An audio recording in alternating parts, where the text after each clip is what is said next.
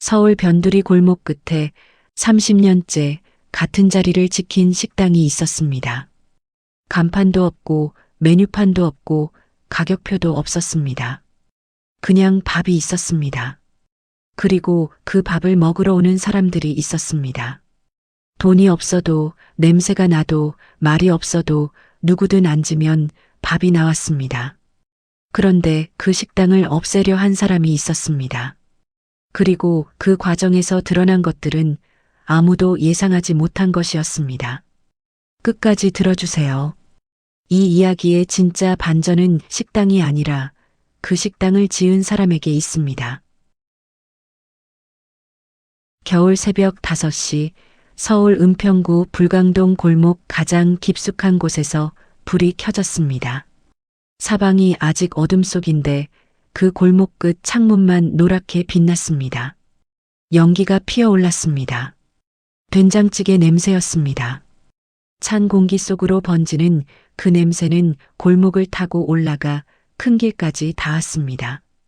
지나가던 사람이 코를 킁킁거리며 걸음을 멈추는 게 그 골목에서는 흔한 풍경이었습니다. 식당 이름은 없었습니다. 간판 자리엔 오래전에 떼어낸 흔적만 남아 있었고 그 자리에 녹슨 목구멍 3개가 벽에 박혀 있었습니다. 누군가 한 번은 물어봤습니다. 간판은 왜 없냐고. 주인 할아버지는 국자를 저으며 대답했습니다. 이름 있으면 못 오는 사람이 생겨. 그 말이 전부였습니다. 주인의 이름은 박만복이었습니다.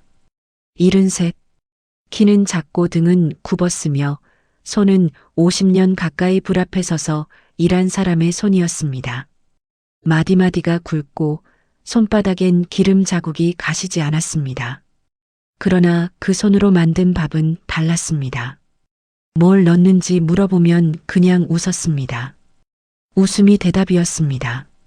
식당은 아침 6시에 열어 재료가 떨어지면 닫았습니다. 어떤 날은 11시에 닫혔고 어떤 날은 오후 2시까지도 문이 열려 있었습니다. 테이블은 4개였고 자리는 16개였습니다. 그러나 실제로 그 자리에 앉는 사람의 숫자는 매일 달랐습니다. 많을 때는 20이 넘었고 적을 때는 2이었습니다. 박만복은 그 숫자에 상관없이 매일 같은 양의 쌀을 불렸습니다. 돈을 받는 사람도 있었고 받지 않는 사람도 있었습니다. 기준이 무엇인지 물어보면 박만복은 그냥 밥을 퍼줬습니다. 오래 보면 알 수 있었습니다. 주머니에서 지갑을 꺼내는 사람에게는 받았고 꺼내지 않는 사람에게는 요구하지 않았습니다. 그게 전부였습니다. 창피를 주는 법이 없었습니다. 돈이 없어 보이는 사람에게 더 퍼주는 것도 없었습니다. 똑같이 퍼줬습니다. 그게 오히려 더 나았습니다. 골목 사람들은 그 식당을 그냥 만복이네라고 불렀습니다. 30년이 넘도록 그 자리에 있었기 때문에 동네 사람들에게는 풍경이나 마찬가지였습니다. 아침마다 김이 오르고 냄새가 나는 것이 당연한 것처럼.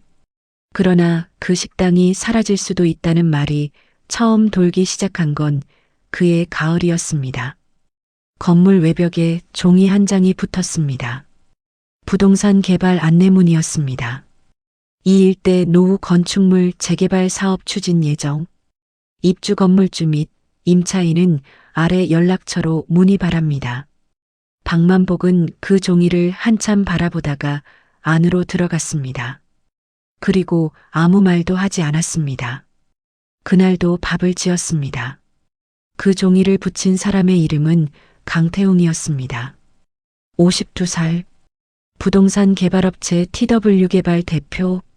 그 골목 일대 건물 12채 중 8채를 이미 매입한 상태였습니다.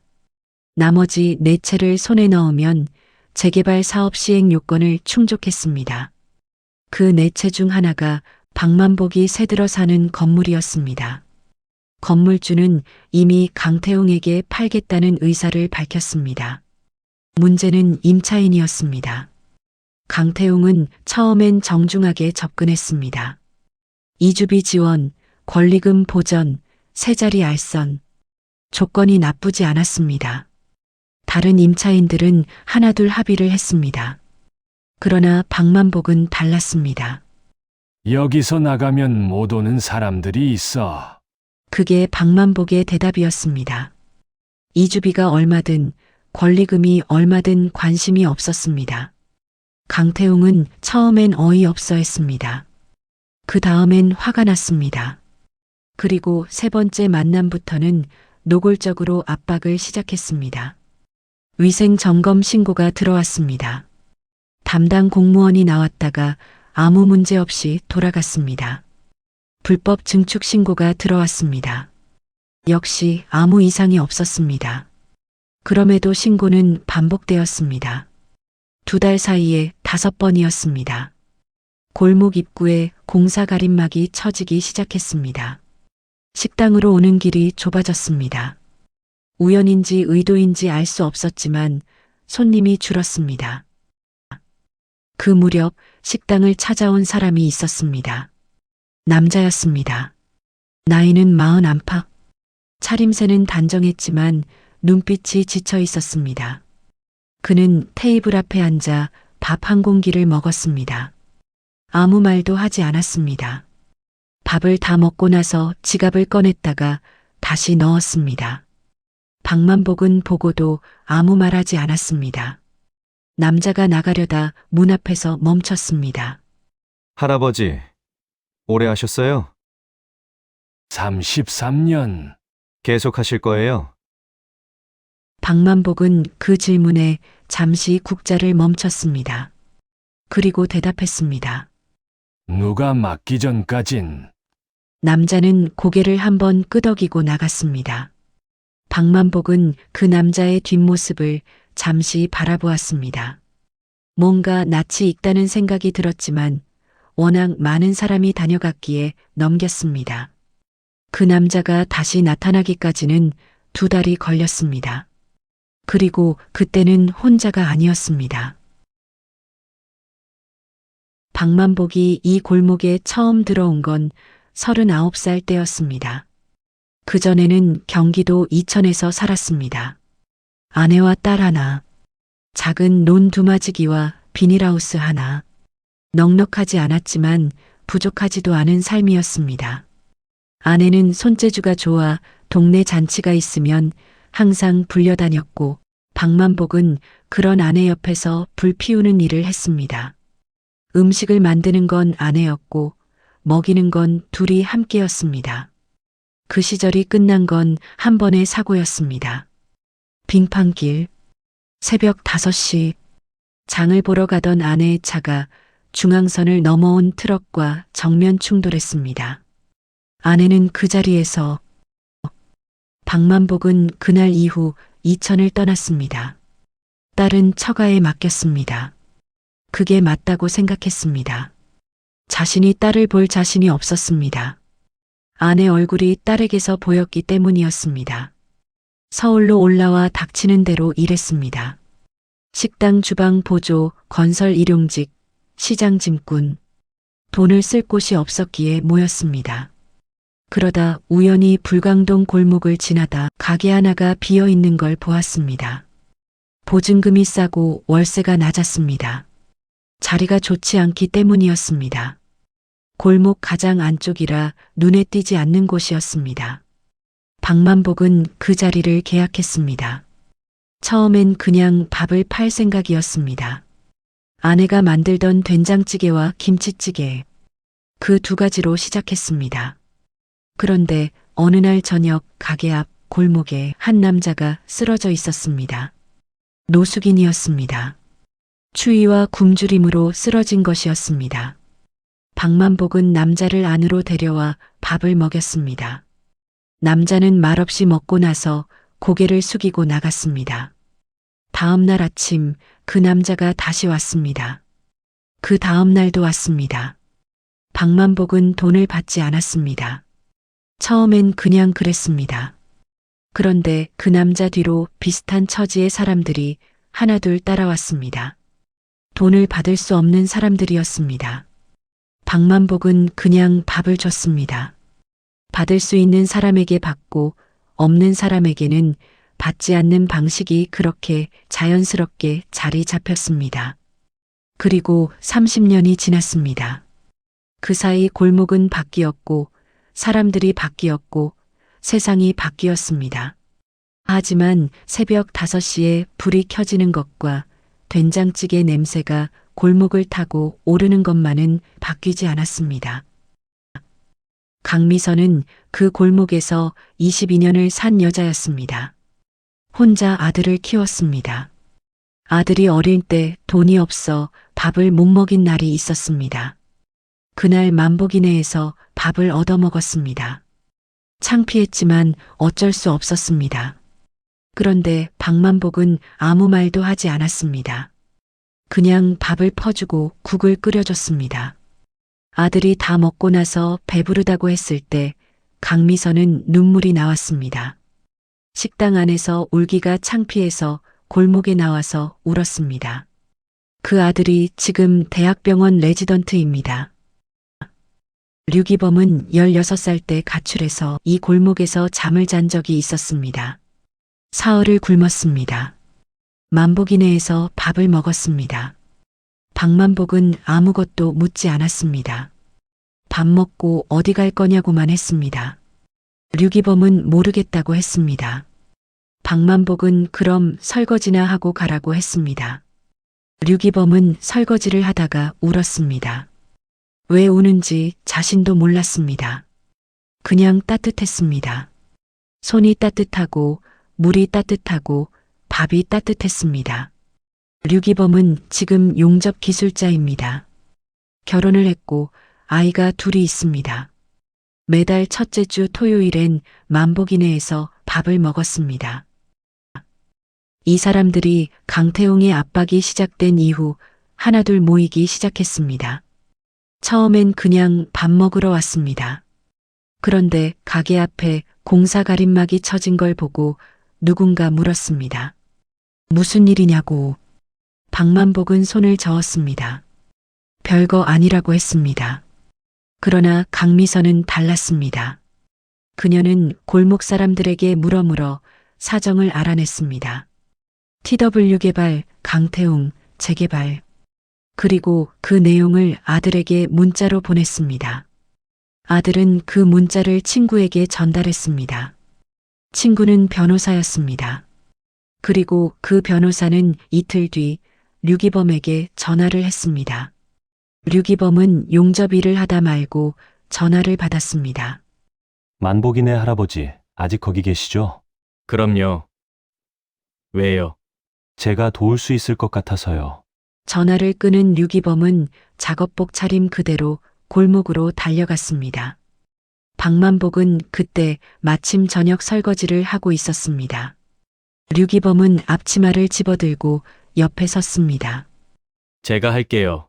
박만복은 돌아보지 않았습니다. 그냥 비켜줬습니다. 그날 저녁 설거지는 둘이 했습니다. 그리고 그 어느 날의 설거지보다 빨리 끝났습니다. 그러나 그날 밤 박만복은 혼자 가계불을 끄고 나서 한참을 의자에 앉아 있었습니다.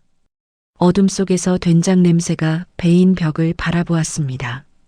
33년이 배어 있는 벽이었습니다. 손으로 짚으면 따뜻한 것 같았습니다. 박만복은 그날 밤 아무도 모르는 것을 떠올렸습니다. 강태웅이라는 이름을, 그리고 그 이름과 연결된 오래된 기억을. 그것은 재개발과는 전혀 다른 종류의 이야기였습니다. 강태웅을 처음 본 건 27년 전이었습니다. 박만복은 그때 이 식당을 연 지 6년째였습니다. 어느 겨울 저녁 25살쯤 돼 보이는 남자가 식당에 들어왔습니다. 양복을 입고 있었지만 구겨져 있었고 넥타이는 풀려 있었으며 눈이 충혈되어 있었습니다. 술 냄새는 나지 않았습니다. 그냥 무너진 사람의 눈이었습니다. 박만복은 아무 말 없이 밥을 차려주었습니다. 남자는 먹다가 울었습니다. 소리 없이 밥숟가락을 든 채로. 어깨가 흔들렸습니다. 박만복은 국을 한 번 더 떠다 주고 주방으로 들어갔습니다. 보는 것이 더 창피를 줄 것 같았기 때문이었습니다. 남자가 나가면서 지갑을 꺼냈습니다. 박만복은 손을 저었습니다. 남자는 한참 박만복을 바라보다가 고개를 깊이 숙이고 나갔습니다. 그게 전부였습니다. 박만복은 그 남자를 잊었습니다. 그런 사람이 수백 명이었으니까요. 그런데 27년이 지나 강태웅이라는 이름이 재개발 서류에 나왔을 때 박만복은 이상하게 그날 밤이 떠올랐습니다. 구체적인 얼굴은 기억나지 않았습니다. 그저 그 무너진 눈빛이, 그리고 지갑을 꺼내다 도로 넣는 손이, 확인할 방법은 없었습니다. 27년 전 일이었고 이름도 몰랐습니다. 그런데 변호사가 가져온 서류에서 한 가지가 눈에 걸렸습니다. 강태웅의 TW 개발 법인 등기 날짜였습니다. 26년 전, 그러니까 그 남자가 식당에 온 이듬해였습니다. 그리고 법인 설립 초기 자본금 출처를 추적하던 변호사 이준혁이 이상한 점을 발견했습니다. 초기 자본금의 일부가 당시로서는 불분명한 경로로 유입되었고 그 흔적이 이천의 한 농지 매매와 연결되어 있었습니다. 이천, 박만복의 고향이었습니다. 이준혁이 추가 조사를 의뢰한 건 순수한 직업적 본능이었습니다. 재개발 저지 소송을 준비하다 발견한 이상 징후였으니까요. 그러나 조사 결과가 나왔을 때 이준혁은 한동안 서류를 내려놓지 못했습니다. 이천의 농지 매매는 박만복의 아내가 사망한 직후 이루어진 것이었습니다. 그 땅은 박만복 명의였습니다. 논 두마지기와 비닐하우스 부지. 아내가 죽고 박만복이 서울로 떠난 뒤 처가에서 딸을 키우면서 박만복과 연락이 끊긴 사이에 그 땅이 팔렸습니다. 매도 위임장에는 박만복의 인감이 찍혀 있었습니다. 그러나 박만복은 그 땅을 판 적이 없었습니다. 박만복은 그 땅의 존재를 잊고 있었습니다. 서울로 올라오면서 아무것도 챙기지 않았습니다. 통장도, 인감도, 서류도 슬픔 속에서 그냥 사라진 것들이었습니다. 그 땅을 산 사람의 이름이 강태웅이었습니다. 이준혁이 박만복에게 이 사실을 말한 건 어느 늦은 저녁이었습니다. 식당 문을 닫고 난 뒤 테이블 하나에 마주 앉아서 박만복은 서류를 오래 바라보았습니다. 그리고 천천히 입을 열었습니다. 그래서 그 땅이 지금 어디 있어요? 이준혁이 대답했습니다. 그 땅을 개발해서 번 돈이 TW 개발 초기 자본이 됐습니다. 지금 강태웅이 가진 자산의 시작점이에요. 박만복은 잠시 말이 없었습니다. 밖에서 바람소리가 들렸습니다. 골목에 처진 공사 가림막이 펄럭이는 소리였습니다. 그 사람이 나한테 밥 얻어먹은 사람이에요. 이준혁이 고개를 들었습니다. 박만복은 조용히 말을 이었습니다. 그날 밤의 기억을, 구겨진 양복과 충혈된 눈과 소리 없이 울던 어깨를. 이준혁은 듣는 내내 아무 말도 하지 못했습니다. 이준혁이 발견한 것은 사기 하나가 아니었습니다. 그 서류 뒤에 또 다른 이름이 있었습니다. 강태웅보다 먼저 그 땅을 설계한 사람이 있었습니다. 그 이름은 박만복에게 전혀 낯설지 않은 이름이었습니다. 이준혁이 두 번째 서류를 가져온 건 일주일 뒤였습니다. 이번엔 혼자가 아니었습니다. 옆에 한 남자가 함께였습니다. 처음 식당에 왔다가 2달 만에 다시 나타난 그 남자. 마흔 안팎, 지쳐있는 눈빛. 그는 테이블에 앉으면서 박만복을 보았습니다. 저 기억하세요?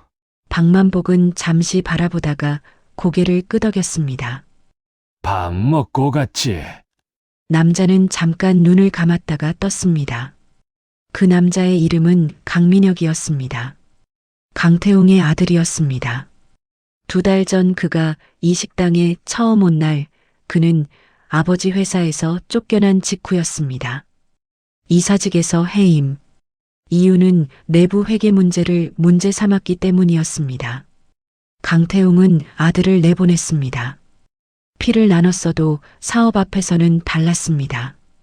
강민혁은 아버지 회사의 내부를 누구보다 잘 알았습니다.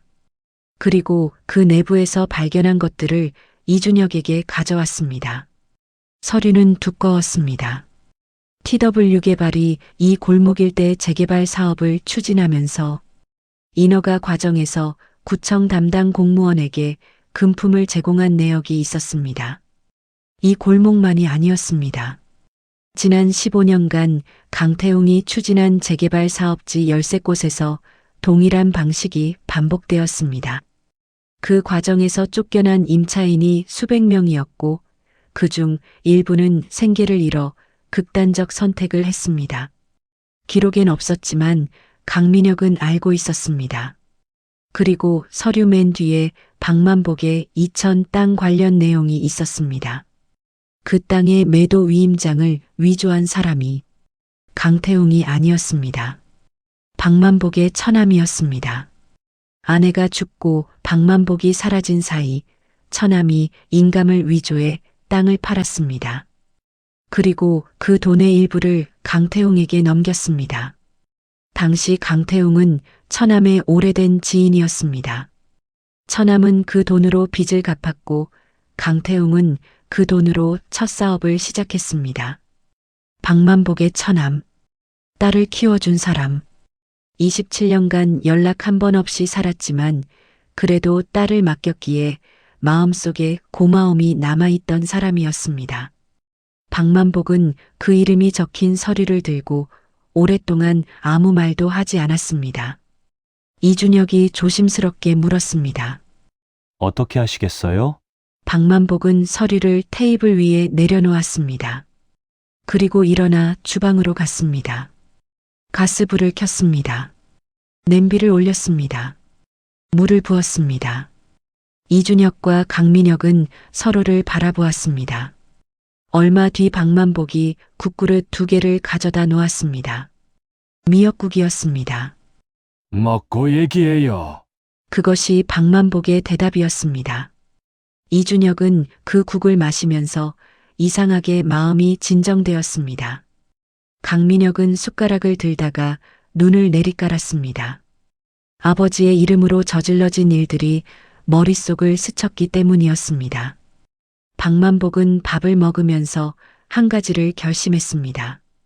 물러서지 않겠다. 그러나 서두르지도 않겠다. 27년이 지나서야 알게 된 일이었습니다. 조금 더 기다릴 수 있었습니다. 그날 밤 이준혁은 서류를 들고 나갔습니다. 목적지는 서울중앙지검이었습니다. 강민혁은 동행했습니다. 아버지를 고발하는 자리였지만 강민혁의 발걸음은 흔들리지 않았습니다. 박만복은 식당 불을 끄지 않았습니다. 새벽 2시까지 불이 켜져 있었습니다. 그날 밤 골목을 지나던 몇 사람이 그 불빛을 보았습니다. 늦게까지 불이 켜진 게 이상하다고 생각한 사람도 있었고 그냥 지나친 사람도 있었습니다. 불은 꺼지지 않았습니다. 이유는 아무도 몰랐습니다. 박만복만 알았습니다. 그날 밤 그 불은 아내를 위한 것이었습니다. 33년 전 새벽 5시 처음 이 자리에서 불을 켰던 날의 기억을 위한 것이었습니다. 당신이 만들던 된장찌개 냄새로 시작한 것이었으니까요. 검찰 수사는 빠르게 진행되었습니다. 강민혁이 제출한 내부 자료와 이준혁이 확보한 서류, 그리고 인허가 과정에서 금품을 수수한 공무원들의 진술이 맞물리면서 TW 개발은 순식간에 무너지기 시작했습니다. 강태웅은 수사가 시작된 지 13일 만에 구속되었습니다. 혐의는 뇌물공여, 문서 위조 방조, 강제퇴거 과정에서의 협박 및 업무 방해였습니다. 재개발 사업은 전면 중단되었습니다. 골목 입구에 공사 가림막이 거친 날 류기범이 제일 먼저 달려와 그 장면을 사진으로 찍었습니다. 강미선은 그날 아침 만복이네에 와서 아무 말 없이 식탁을 닦았습니다. 설거지를 하고 마당을 쓸었습니다. 박만복은 말리지 않았습니다. 그런데 여기서 아무도 예상하지 못한 일이 벌어졌습니다. 강태웅이 구속되기 이틀 전 박만복 앞에 나타났습니다. 혼자였습니다. 정장을 입고 있었지만 이미 무너진 사람의 모습이었습니다. 박만복은 식당 안에서 그를 보았습니다. 27년 전 그날 밤이 겹쳤습니다. 구겨진 양복, 충혈된 눈, 소리 없이 울던 어깨. 강태웅이 먼저 말했습니다. 할아버지, 저 기억하세요? 박만복은 잠시 바라보다가 대답했습니다. 기억해요. 강태웅의 눈이 흔들렸습니다. 그때 밥 얻어먹은 사람이 이렇게 됐습니다. 박만복은 아무 말도 하지 않았습니다. 강태웅은 천천히 봉투 하나를 테이블 위에 올려놓았습니다. 이게 다는 아니지만 할아버지 땅값이에요. 제가 처음 사업 시작할 때 쓴 돈, 이자까지 계산했습니다. 봉투 안에는 수표가 있었습니다. 숫자를 보고 박만복은 한번 눈을 내리깔았다가 들었습니다. 이거 받으면 당신한테 좋을 게 없어요. 알고 있습니다. 그래도 놓고 가려고요. 네, 강태웅은 더 이상 말하지 않았습니다. 고개를 숙이고 식당을 나갔습니다. 골목을 걸어나가는 발소리가 멀어졌습니다. 박만복은 그 봉투를 한참 바라보다가 서랍 안에 넣었습니다. 이준혁은 그 봉투의 존재를 나중에야 알았습니다. 법적 절차와는 별도로 진행된 일이었습니다. 이준혁은 박만복에게 물었습니다. 어떻게 하실 거예요? 쓸 데가 있어. 그게 전부였습니다. 그리고 또 한 번 반전이 찾아온 것은 바로 그 무렵이었습니다. 수사 과정에서 처남의 이름이 나왔습니다. 27년 전 인감 위조 사건 공소시효가 지났기 때문에 형사처벌은 불가능했습니다. 그러나 민사청구는 달랐습니다. 이준혁은 처남을 상대로 한 손해배상 청구 가능성을 검토했습니다. 박만복은 그 이야기를 들으면서 한동안 말이 없었습니다. 그리고 나서 조용히 말했습니다. 딸한테 연락해봐야겠어. 27년이었습니다. 딸이 몇 살인지 계산이 되었습니다. 35. 외삼촌 밑에서 자랐을 딸. 아버지 없이 자란 딸. 이준혁이 수소문했습니다. 딸의 연락처를 찾는데 사흘이 걸렸습니다. 박만복이 전화를 듣날 저녁, 식당은 일찍 문을 닫았습니다. 골목 사람들은 그날 만복인의 불이 일찍 꺼진 것을 이상하게 여겼습니다. 그러나 아무도 들어가 보지 않았습니다. 그 자리엔 혼자 있어야 하는 순간이 있다는 걸 오래 알고 지낸 사람들은 알았습니다. 딸의 이름은 박지은이었습니다. 전화를 받았습니다. 처음엔 아무 말도 없었습니다. 박만복도 말이 나오지 않았습니다. 오래 침묵이 흘렀습니다. 딸이 먼저 말했습니다. 아버지? 박만복은 그 한마디에 27년이 무너지는 것을 느꼈습니다. 그날 밤 박만복은 오랫동안 전화 걸기를 망설였습니다. 수화기를 들었다 놓았다 했습니다.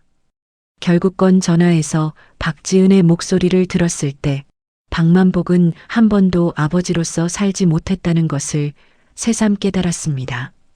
그러나 지은은 울지 않았습니다. 밥 잘 드시고 계세요? 박만복은 그 말에 피식 웃었습니다. 눈물이 났습니다. 그럼 밥은 잘 먹어. 딸이 서울로 올라온 건 그로부터 2주 뒤였습니다. 박지은은 식당 문을 열고 들어서면서 조용히 주변을 둘러보았습니다. 오래된 테이블 4개, 녹슨 목구멍이 있는 벽, 된장찌개 냄새가 배어 있는 공간. 박만복은 주방에서 나오다가 딸과 눈이 마주쳤습니다. 둘 다 아무 말도 하지 않았습니다. 박지은이 먼저 앞치마를 찾아들었습니다. 뭐 도와드릴까요? 박만복은 잠시 딸의 얼굴을 바라보았습니다. 아내를 닮은 눈이었습니다. 27년 전 보지 못하고 도망쳤던 그 눈이었습니다. 국 저어줄래? 박지은이 주방으로 들어갔습니다. 그날 아침 만복인의 된장찌개는 평소보다 조금 더 진했습니다. 박만복이 양을 잘못 맞췄기 때문이었습니다. 30년 만에 처음 있는 일이었습니다. 그러나 그날 밥을 먹은 사람들은 하나같이 오늘 찌개가 유독 맛있다고 했습니다.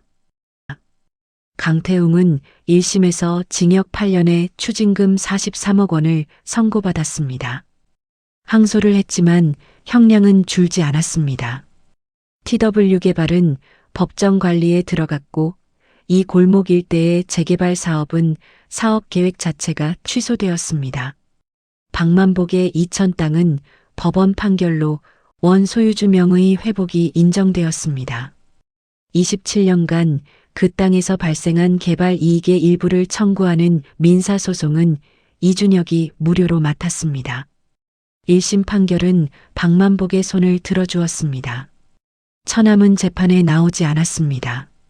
끝내 연락이 닿지 않았습니다. 박만복은 그 사람에 대한 이야기를 더 이상 꺼내지 않았습니다. 딸도 묻지 않았습니다.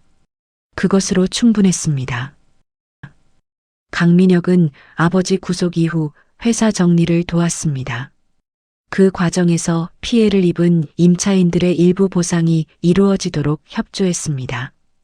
그는 이후 이준혁 법률사무소에서 사무장으로 일하게 되었습니다. 아버지의 이름으로 저질러진 일을 조금이라도 되돌리고 싶었기 때문이었습니다. 박만복은 달라진 게 없었습니다. 새벽 5시에 불을 켰습니다. 된장찌개를 끓였습니다. 문을 열었습니다. 사람들이 왔습니다. 밥을 먹었습니다. 단지 한 가지가 달라졌습니다. 주방에 사람이 하나 더 생겼습니다. 박지은은 서울로 완전히 올라와 아버지와 함께 살기로 했습니다. 원래 하던 일을 원격으로 계속하면서 아침엔 식당을 도왔습니다. 처음엔 어색했습니다. 오래 떨어져 있었으니까요. 그러나 같은 주방에서 같은 불 앞에 서 있다 보면 말이 필요하지 않았습니다. 어느 아침 류기범이 아이들을 데리고 왔습니다. 아이들이 밥을 먹으면서 물었습니다. 할아버지, 이 식당 이름이 뭐예요? 박만복은 국을 저으며 웃었습니다. 없어. 왜요? 박만복은 잠시 생각하다가 말했습니다. 이름 있으면 못 오는 사람이 생기거든. 아이들은 고개를 갸웃거렸습니다. 이해가 된 것인지 안 된 것인지 알 수 없었습니다. 박지은은 주방에서 그 대화를 들으며 조용히 웃었습니다. 아버지의 대답이 33년 전과 똑같다는 것을 알지 못했지만 그 말이 좋았습니다. 이름 없는 식당. 그 이름 없음이 가장 많은 사람을 불러들였습니다. 골목 끝에서 오늘도 새벽 5시에 불이 켜졌습니다. 된장찌개 냄새가 차가운 공기 속으로 퍼졌습니다. 골목을 타고 올라가 큰 길까지 닿았습니다. 지나가던 사람이 코를 킁킁거리며 걸음을 멈췄습니다. 그 사람이 골목 안으로 들어설지는 아무도 모릅니다. 하지만 들어서면 밥이 있습니다. 그게 전부입니다. 그리고 그 전부가 33년을 버티게 했습니다. 오늘 이야기가 마음에 남으셨다면 구독과 좋아요 버튼을 눌러주시면 큰 힘이 됩니다. 작은 공감이라도 클릭 한 번으로 제작자에게 큰 응원이 됩니다. 감사합니다.